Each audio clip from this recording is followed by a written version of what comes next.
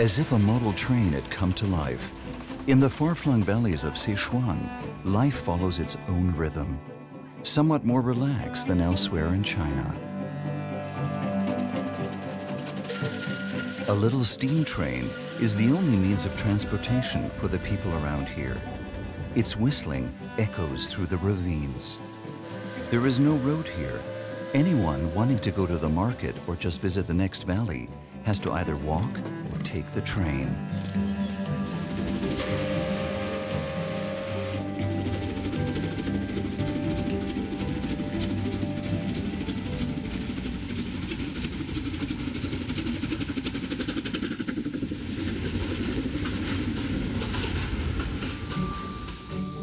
Steep rock walls, rice terraces, hills, and rivers.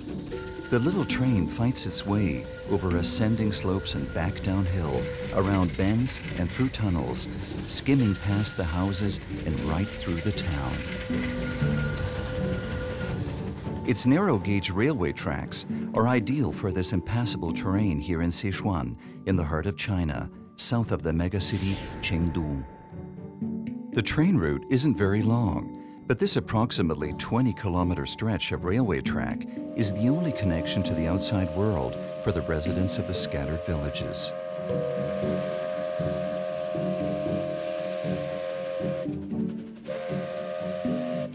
The little train always has right of way.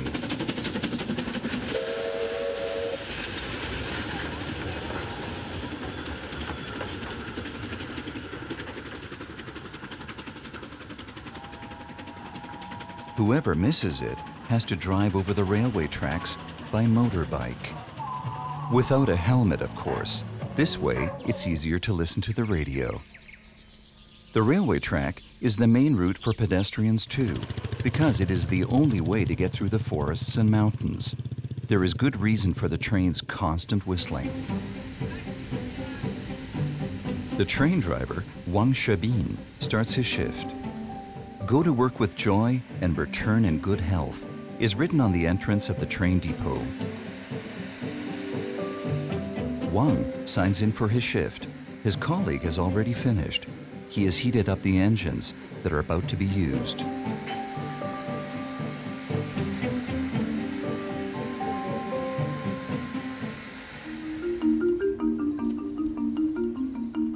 Seven steam trains are constantly in operation.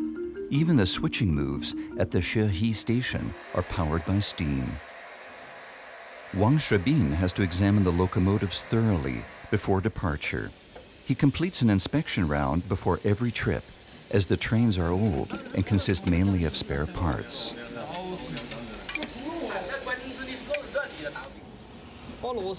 There's always something broken.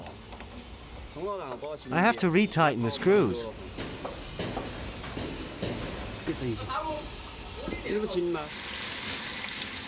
A vast amount of water is required to produce steam. Locomotive number 16 is flooded for minutes.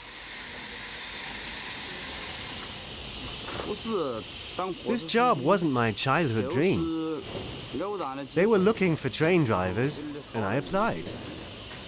The work is quite hard.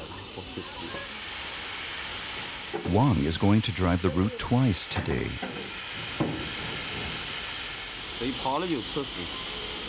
We have a great responsibility as drivers. If an accident occurs, they deduct the cost from our salaries. We have to be very attentive as we don't want anyone to be injured.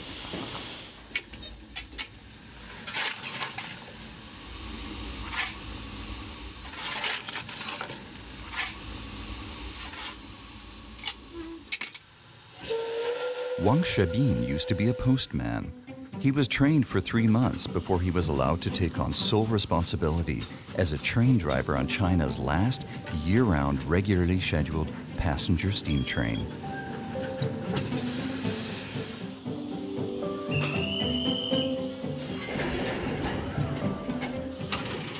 A particularly large crowd gathers on market day in Shehe, at the northern end of the terminal. The simple carriages are already full half an hour before departure. The farmers bring back their shopping goods to the villages of the valley.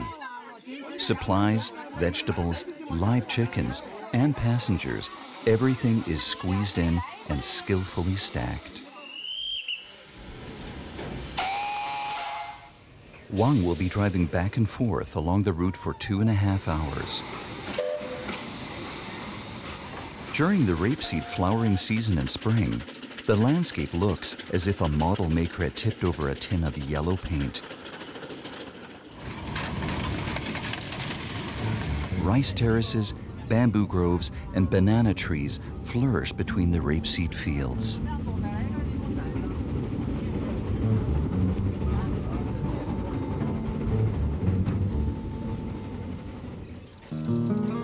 In Shaojianjiao, people have a lot of time.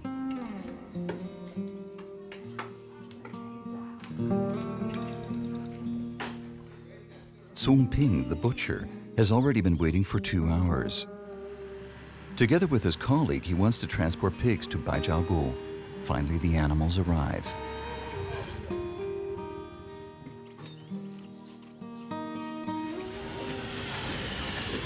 And so does the train 1 hour later. There are no separate carriages for the animals. A separate compartment is created in the passenger carriage with the help of a gate.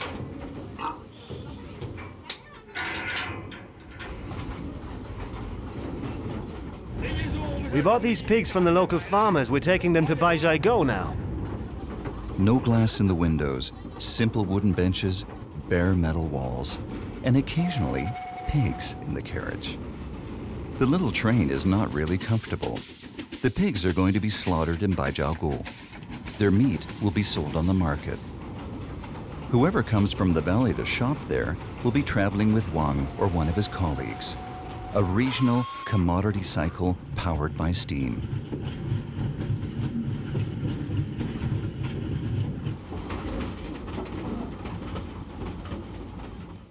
Mountain bikes, furniture, livestock. The little train is indispensable in this valley. For the pigs, the journey continues at breakneck speed. Baijiaogu is the second to last stop for the train, but for the animals, it is literally the end of the line. Ping drives them forward with a bamboo stick. At the town square, Chairman Mao is emblazoned above the propaganda stage that dates back to the Cultural Revolution.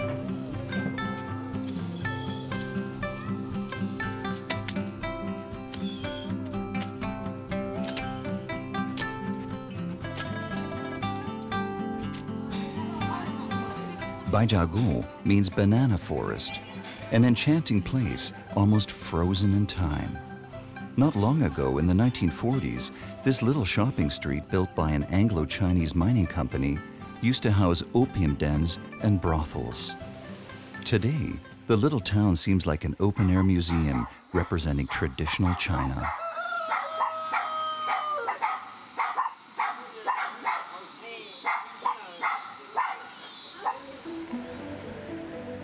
In the hills above Baijiaogu, peasants live as they have done for centuries, growing rice and vegetables from every available piece of land.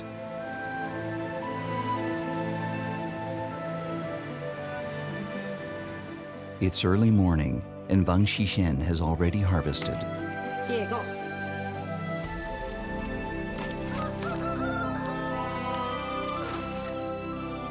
Peasant woman Wang runs the farm with her husband. Their daughter is already grown up. She wants to sell her vegetables at Shehe Market. The basket can weigh up to 20 kilos when it's fully loaded. It takes her more than half an hour to walk down the hill to the train station.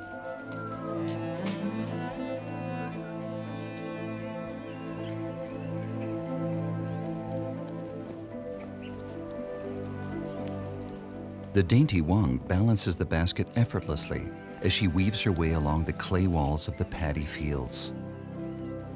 This is her regular commute.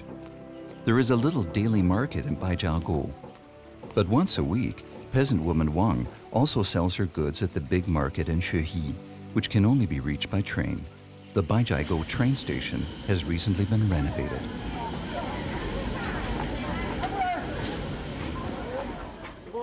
With a little luck, I'll get 51 for my chards. Wang needs to sell all the vegetables in her basket today. Otherwise, the journey to Shehi is not profitable. A one-way ticket costs her 5 yuan, approximately 60 cents.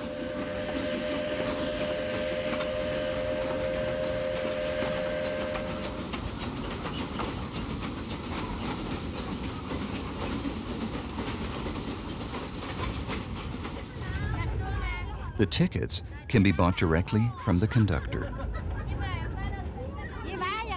I take the train to Shehi 4 times a month. I also shop there myself. Mostly seedlings. It takes Wang a little over 1 hour to get to Shehi, while more and more farmers squeeze into the carriages at every station.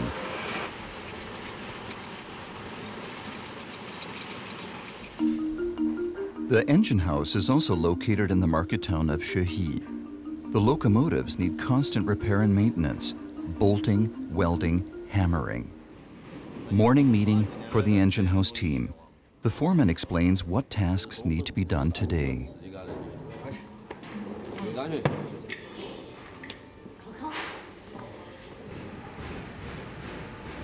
Lu Chunli is a mechanic, toolmaker, and engine fitter. One has to be a jack of all trades around here.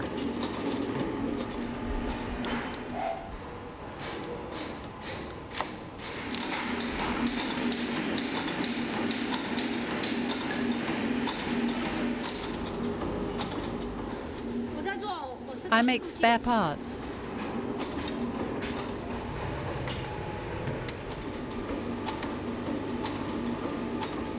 Lu Chunli's inspections are as sharp as her cutting tools.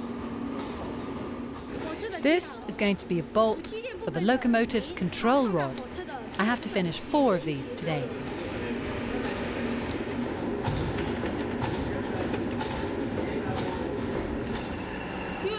The little train is the last steam train, so you can't buy the spare parts anymore. That's why we make them ourselves. It's cheaper as well. Mechanic He Chun is going to put the part to the test. Do Chunli's bolts fit precisely? These connecting parts transfer the whole power of the steam engine to the wheels. Chunli's parts fit perfectly.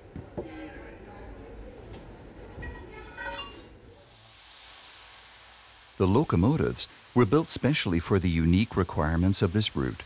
4 pairs of little wheels lie close together. Shuai Zugang is responsible for safety. He knows all the weak spots of the old train inside out and is aware of the parts that need double checking. The short trains are good for this route. A regular train would be more than 70 meters long. The locomotive alone is more than 20 meters long. It wouldn't be able to drive around the bends very well. Our locomotives are only 14 meters long. They don't have any trouble with the narrow bends. For decades, the building plans were considered lost, and when the files reappeared, no one recognized their value. The president of the mining company is still angry about it today.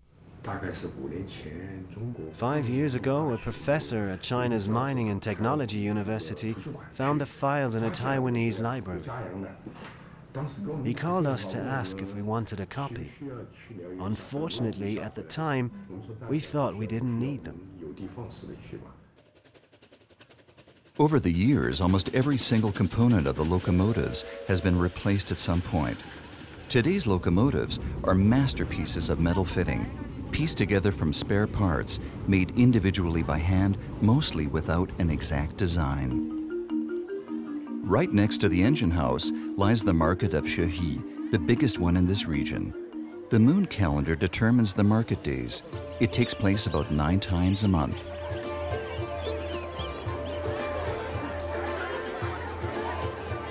Peasant woman Wang is late. The train was late. All the good selling spots are taken already. She squeezes in between motorbikes in front of a newly opened store.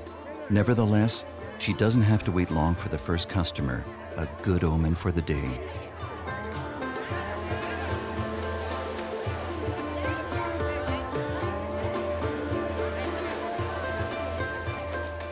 At Shehe Market, you can buy anything that might be considered a feast for Chinese palates. However, more likely to be an acquired taste for most Westerners.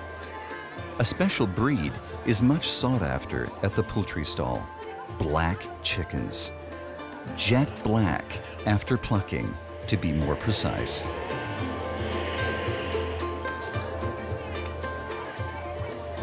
Charlatans, hairdressers, miracle workers, and fortune tellers.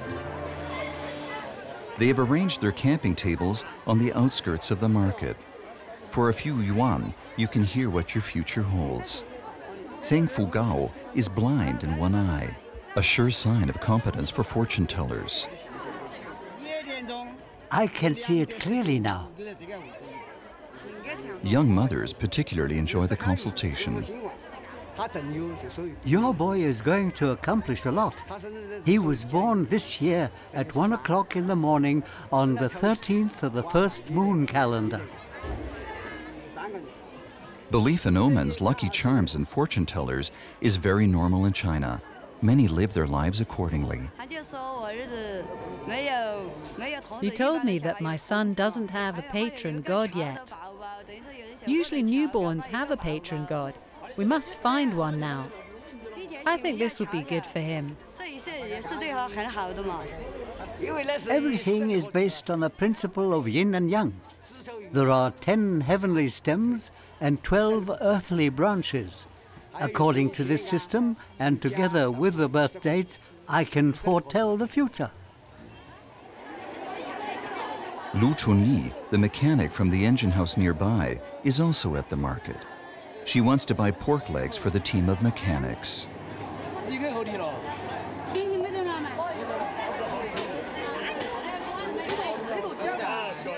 Lu examines the butcher's displays with the same close inspection she uses to check her bolts. She only makes a bid at the third stall.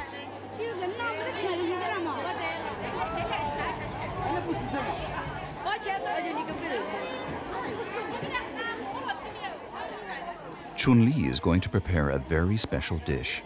Knuckle of pork, locomotive style, so to speak.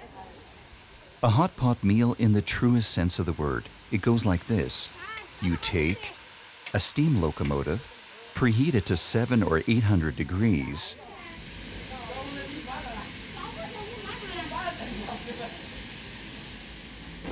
open the oven, place the pork on top of the blazing embers with a tong and wait a few minutes.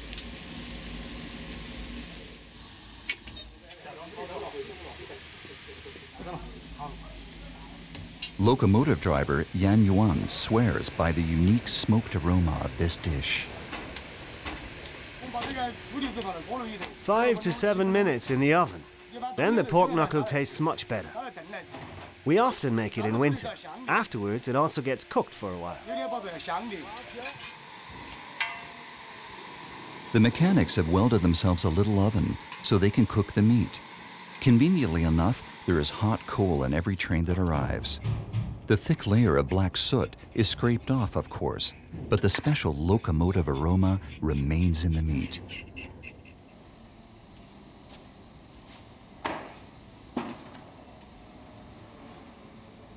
Chun-Li cuts the pork into pieces before she cooks it.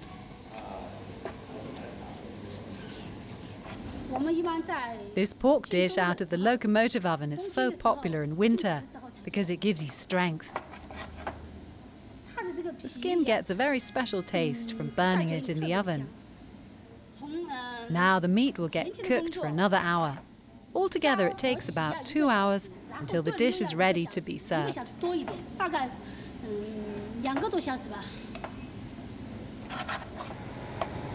The cooking happens right in the middle of the engine house.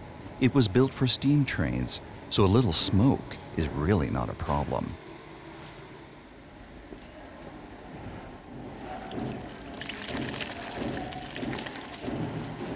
The special flavor enhancer is so strong that no other spices are necessary.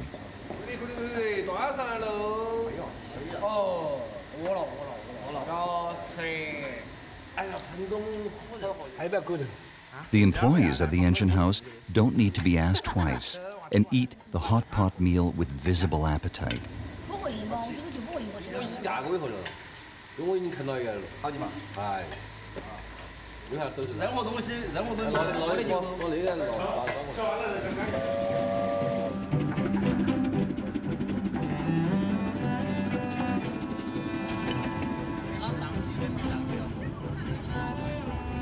Steady companions of the little train, the coal collectors. When the locomotive throws out ashes from time to time, there is always a lot of coal in it that hasn't finished burning yet. A valuable resource for heating and cooking. Not a single small piece gets lost.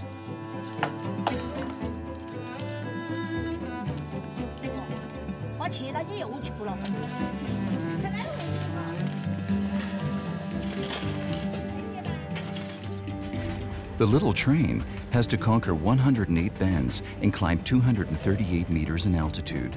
The difficult terrain is also the main reason why there is still no road connecting the villages to this day. And even the school can only be reached on foot, by motorbike, or by train. When the children of the school of Caiba read out loud, it echoes through the whole valley.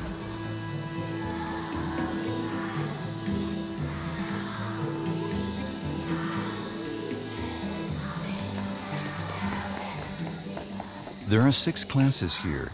The primary school is responsible for all the children from the villages within a wide radius around here. Chen Jiahui is 11. Like all the children here, she is hardworking, disciplined, and hungry for knowledge. Their teacher's name is Miss Peng. I live in Baijiagou. Every morning I take the train to school. On the way back, I have to walk. Most of the children have to walk too, walk very far. The train doesn't come as often as it used to, and the schedule is inconvenient. Therefore, many of the students have to walk up to 2 hours one way. This is really hard for the children, especially in the summer. Then they often get soaking wet, or the sun is scorching, and it gets very hot around here. It's hard and dangerous. It's really not easy for the kids. School is out in the early afternoon. A few children are picked up with a moped, but for most of them, a long walk begins. Soon Jiahui is on her own.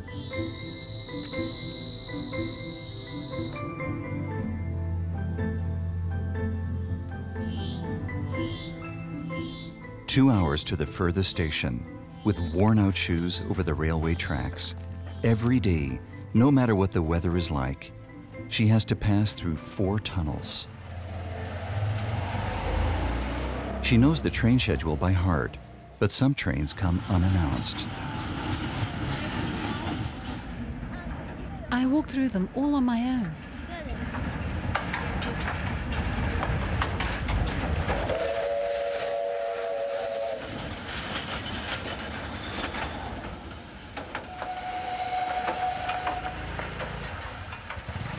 A security guard is positioned in front of the longest tunnel. Here you can't see the other end of the tunnel at first. It's my task not to let anyone into the tunnel when a train is about to arrive. I'm in charge of security.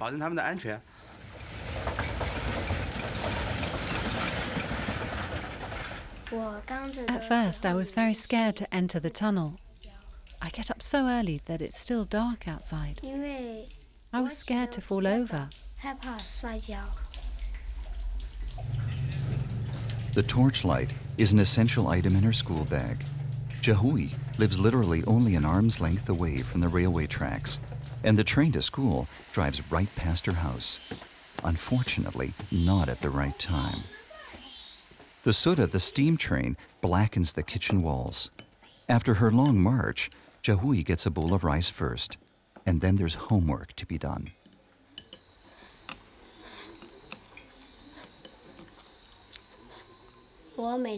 Every day after school, I have to do 1 to 2 pages of homework. I think I need about half an hour for that.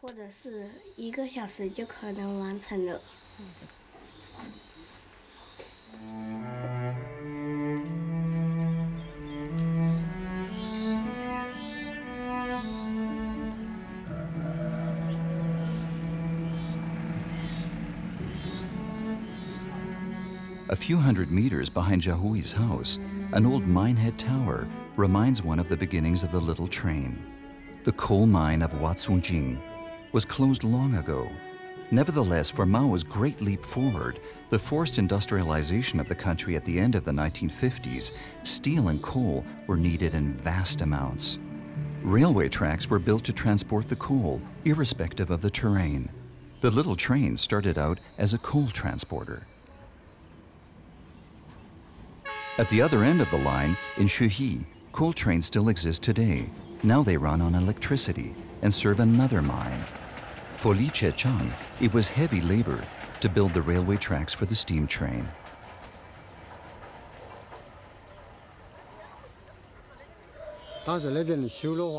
We built all this with pure manpower. Machines didn't exist. With modern machinery, the railway tracks could have been built much faster, of course. For every little section, hundreds of workers were needed. We had to carry the railway sleepers on our shoulders and screwed them together by hand.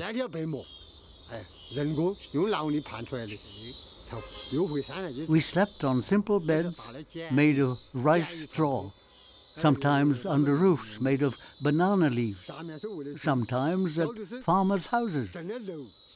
They kept their pigs next to us.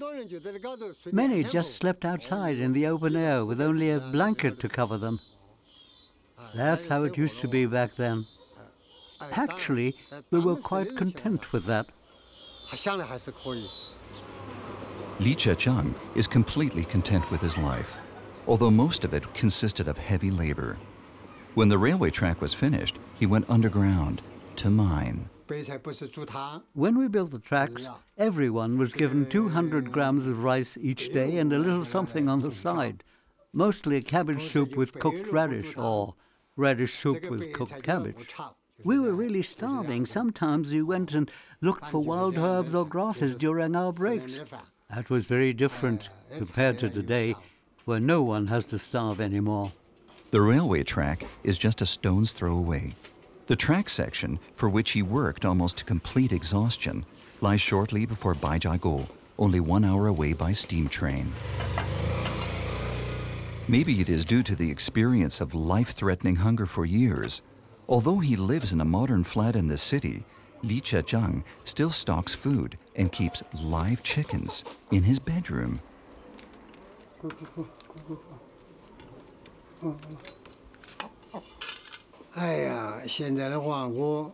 No, I never went back there, not once. If I think of Baijiago, then I have to think of the very hard work we had to do. I remember every hill slope and every house. Well, it's not far from here. I could just take the little train, but I've gone through too much down there. No, I don't even want to go there again. The construction of the railway tracks happened at the time of Mao's great leap forward, industrialization without consideration of possible damage, followed by the longest period of starvation in history. Building the line with the narrow-gauge rail tracks into the impassable terrain cost many lives. Already in 1959, the first locomotive was sent on its journey. When I dared to do the very first journey in this newly built route, it took me 3 days to complete 20 kilometers. 3 days! I slept on the locomotive. I was simply too scared to drive faster. The track was awful and too soft. It juddered and jolted terribly.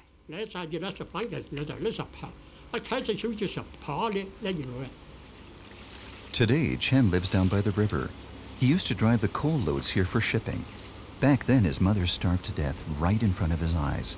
He was only saved by the scraps of food they got from the mining company. The local people feel such a strong attachment to the little train as a result of the extremely hard times they endured. My love for the little train will never die. It was very hard work and very, very hot. Some locomotive drivers were discouraged by that. I wasn't. The little train will always have a special place in my heart.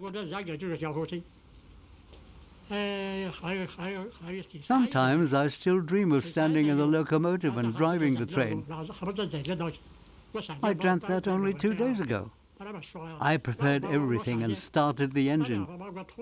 Today, the students of my students drive the train, and they still know who I am. When I visit the engine house, they say, "Master, may I have a photo taken with you?" Today, the dramas of the past are partly taboo and partly entertainment for the slowly growing domestic tourism. On the weekends, Baijiagou is hardly recognizable anymore. Crowds of visitors. The Red Army uniforms are sold to the beat of techno music. Baijiagou is the first town in the valley to have road access, even if only for special tourist buses. Mao's slogans are nothing more than a nice backdrop for a photo for modern Chinese people. Guided groups travel on the same route as the locals usually do, but in much more comfortable carriages, complete with glass windows and air conditioning.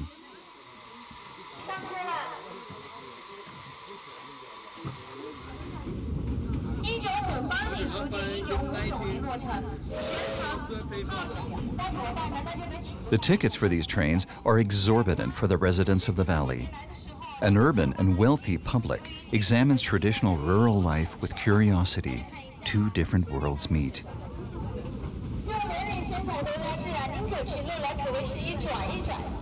Whether for tourist groups or rice farmers, the route is the same, only the stops differ. The farmers don't need to stop for photos. Train driver Wang Shebin knows without the revenue from the relatively new tourist trains, the little train would be bankrupt already. It was seen as uneconomical and was due to be closed down. The train fare was very low, and in the 90s the company suffered a multi-million yuan loss. Fun Gang is the president of the mining company and hence also of the steam train. Its end was already decided, but the residents of the valley fought for their train. The company had already planned to replace the railway with a road so that more public buses could operate. That would solve the problem of public transportation. We already had funds for the plan. But it raised conflict. Economically, keeping the train running made no sense. It would make us suffer huge losses. If a company only performs its social function, it won't survive.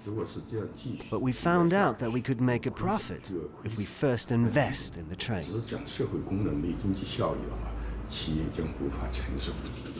For the locals, the train was always more than just a means of transportation.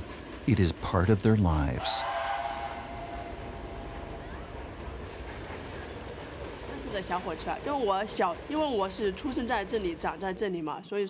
I grew up with the little train in Baijiagou. When we heard its whistling as children, we all ran to the big square and yelled, "The train is here!"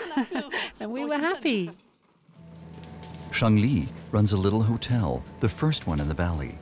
With a toilet and internet access, luxuries that didn't exist in this region a few years ago. Shangli hopes to be able to live off the income from her guests one day. The residents of Baijiagou like to meet at their mahjong tables. Mahjong is played constantly and with great enthusiasm.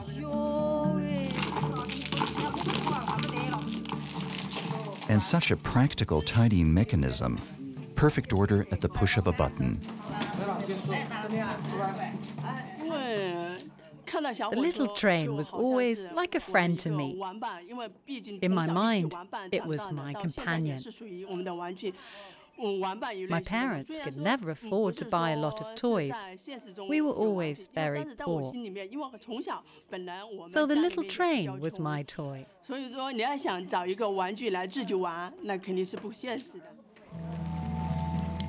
Shangli is extraordinarily happy about the rain today because tomorrow is Qingming, the festival for the dead.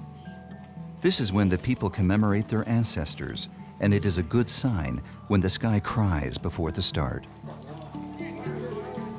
All the trinkets that the people need to commemorate their ancestors are sold on every street, primarily money for the other world.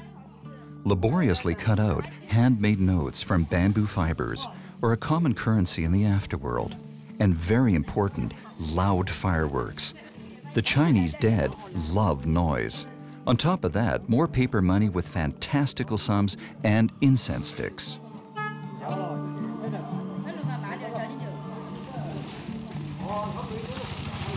Shangli has got everything she needs. Tomorrow she wants to visit her father's grave in the mountains above Baijiagou.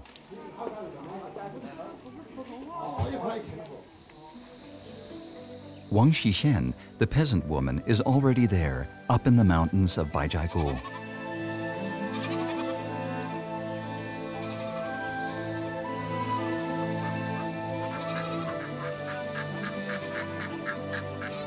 She is back from the market and was able to sell all of her vegetables. Wang did some shopping herself too. The most important ingredient of the notorious Sichuan cuisine, chili seedlings. Here in Sichuan, hands full of chili are thrown into the dishes, and they grow very well in Wang's garden.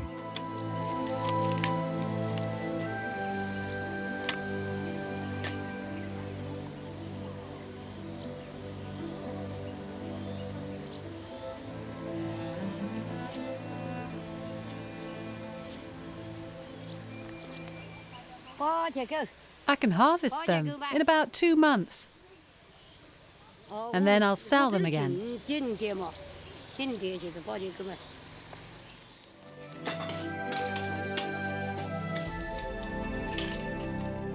Wang's husband is heating up the oven with bamboo wood. A strange thing hangs above the stove with its huge walks. It looks like a mummified bird. I need such a big wok because I also cook the food for the pigs in here. We used to have more than 10 pigs. Today there are only 2. So what do you do with the strange bird dangling above the stove? We eat it. It used to be that big.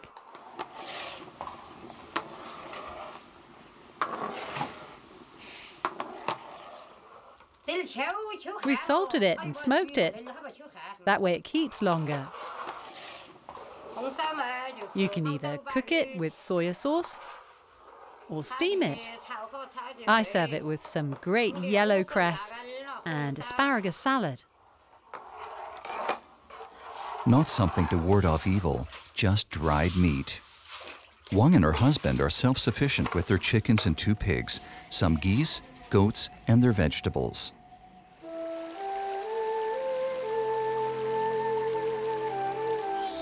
The ravines of Baijiagou look like a prehistoric primordial landscape with fern trees, where once dinosaurs may have grazed on their leaves. For generations, the dead have been buried in this dramatic landscape, in rock graves carved right into the stone. Shangli, the hotel owner, wants to visit her father's grave. He died young, when she was only a child. His urn is carved into the rocks high above Baijiagou. The ascent takes almost an hour. There are no paths.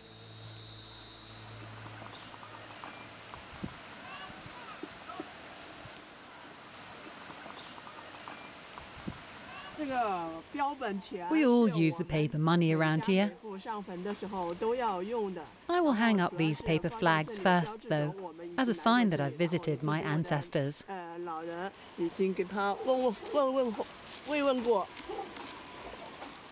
Sweeping the grave is how the Chinese also call this annual ritual.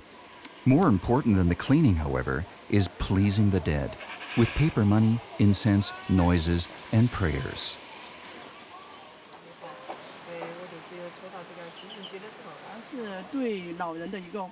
This is how we show our respect and gratitude to our parents. They raised us, after all. In the past, my brother and sister-in-law used to take me here every year.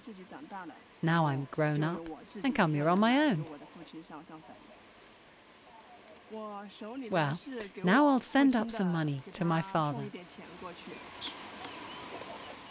The afterworld money made from bamboo fibers passes into the other world in the form of smoke.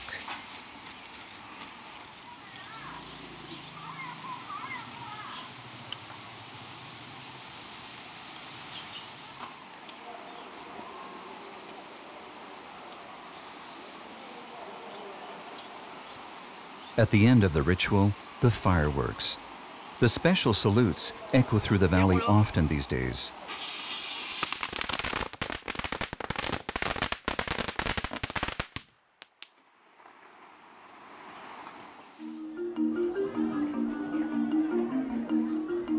The market of Shehi is closing now, and a certain calm is restored in the little town.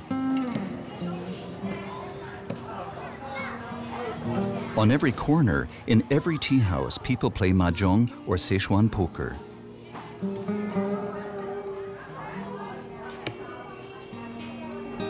The card game is supposed to be more than 2,000 years old, and the people of Sichuan proudly claim to be the most enthusiastic mahjong and card players in the whole of China.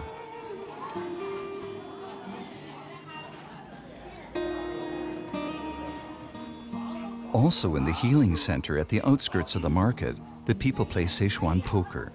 In the back room, all kinds of pains are healed according to the principles of traditional Chinese medicine, with acupuncture and fire cupping.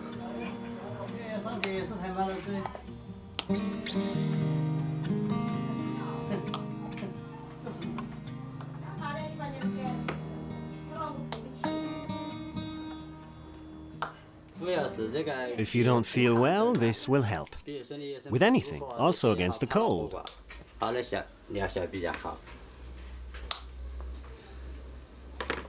Those who work hard for years feel especially worn out.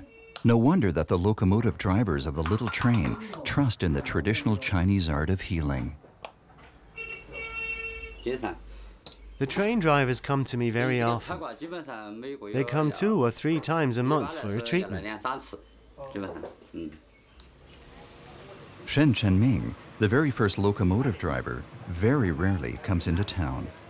Together with Li Shechang, the track worker, he pays the new tourist train station a visit.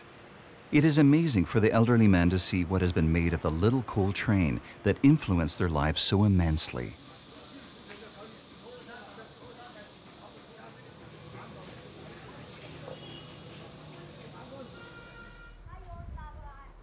Li Shechang is curious to know what the tourists pay for a trip on his railway tracks, which he built with his bare hands.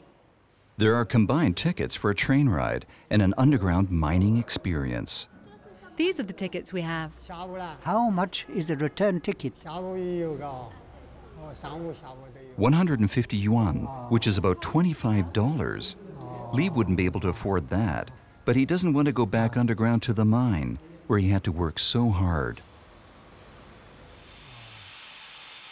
He would much rather have Chen show him a locomotive.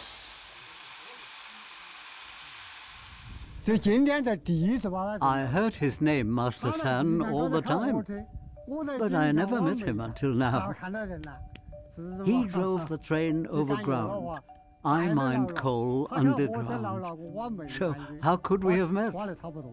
Today, with all his passion and enthusiasm, he showed me how to drive the train, where to put the water in, told me about accidents that occurred, how to operate the train. I never experienced anything like today. I had never been inside the cab before. I had only been on the carriages. I want to have you as my master. Will you teach me as your train driving student? I promise to be a diligent pupil.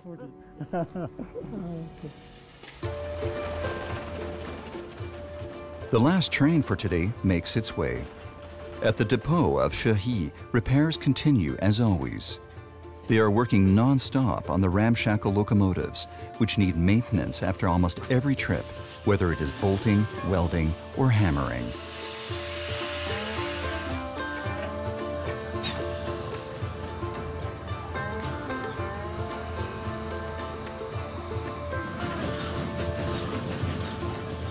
Wang Shebin has finished 2 trips with the little train and needs to do some switching still.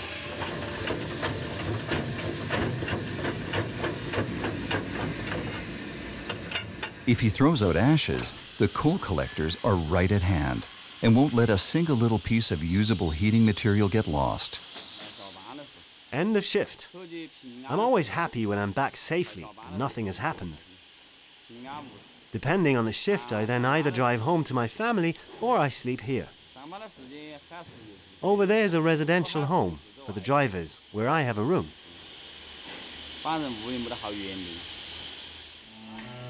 The residential home. Simple sleeping accommodation for the train drivers on 3 floors. This dates back to the coal rush period of the little train, when it was used to transport the coal nuggets here from Baijiagu.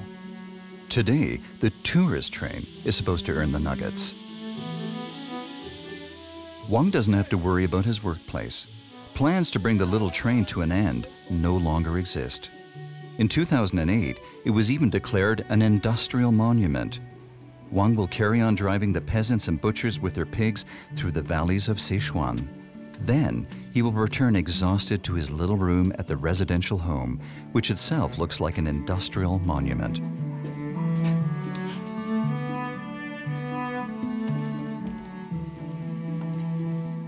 There is no comfort after the drudgery and the heat, not even a shower.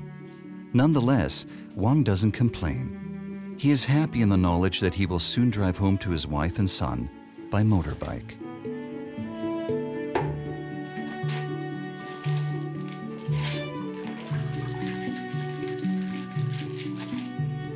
While Wang is freshening up, loudspeakers are hung up on the squares of the town. This happens every night, not only around here. It is a national hobby. Collective dancing, something Wang probably doesn't consider doing after his long day of hard work.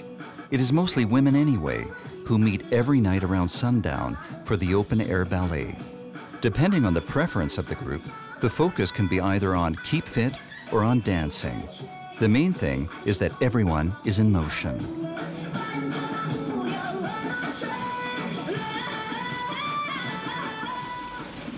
And the little train will continue to provide the locomotion here in the valleys, in the heart of China. In the land of the mega cities, where growth knows no limits, a dinosaur of the industrial age drives over the narrow gauge railway tracks, powered by steam and ardently loved.